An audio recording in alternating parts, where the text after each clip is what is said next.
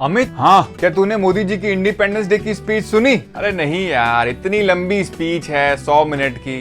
कौन देखेगा? इतना टाइम नहीं है मेरे पास। 100 मिनट नहीं तो 100 सेकंड में सुन ले मेरे से यार। तूने एनालिसिस करा हुआ है तो बता फिर। देख, सबसे पहले मोदी जी ने बात करी जीएसटी सिंप्लीफिकेशन की। अगर जीएसटी की नॉर्म्स सिंप्लीफाई हो जाती हैं और जो इसके बहुत सारे स्लैब्स हैं ये सिर्फ 2 स्लैब्स में रह जाएंगे तो ये बहुत बड़ा पुश होगा हमारी इकोनॉमी के लिए।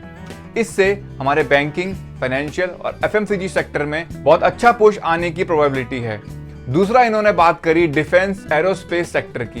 इन्होंने इसमें मिशन सुदर्शन चक्र के बारे में बात करी, जो कि है modernisation of defence sector by 2035। अगर इस सेक्टर में पुश आता है तो डिफेंस और एरोस्पेस के जितने भी स्टॉक्स हैं और इंडस्ट्रीज हैं ये काफी अच्छी रनअप हो जाएंगी और हमारी इकोनॉमीज में बहुत ज्यादा इम्पैक्ट करेंगी।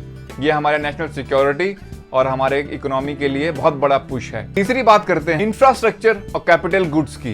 इसमें मोदी जी ने मेनली आत्मनिर्भर भारत के बारे में बात करी। इसमें जो एक्सपेंडिचर होने वाला है वो भी इस सेक्टर को बहुत ज्यादा पुश करेगा और इसके नॉर्म्स भी बहुत सिंप्लीफाई बनाए जाएंगे। चौथा सेक्टर है एग्रीकल्चर और रूरल इकोनॉमी।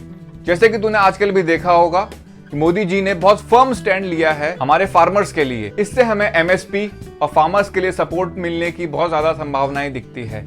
इसीलिए एग्रीकल्चर सेक्टर भी एक बहुत अच्छा सेक्टर हो सकता है जो हमें एक अच्छा पुश दे सके।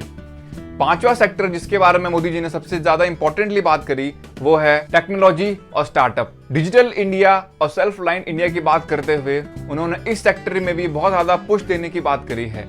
अगर इस सेक्टर में बहुत ज्यादा पुशिंग होती है तो हमारे बहुत सारे आईटी सेक्टर्स और जो स्टार्टअप सेक्टर्स हैं वो बहुत अच्छे पुश होंगे और इकोनॉमी में बहुत ज्यादा इंपैक्ट करेंगे। और लास्ट सेक्टर जिसके बारे में मोदी जी ने सबसे अच्छी बातें करी वो है एनर्जी सेक्टर।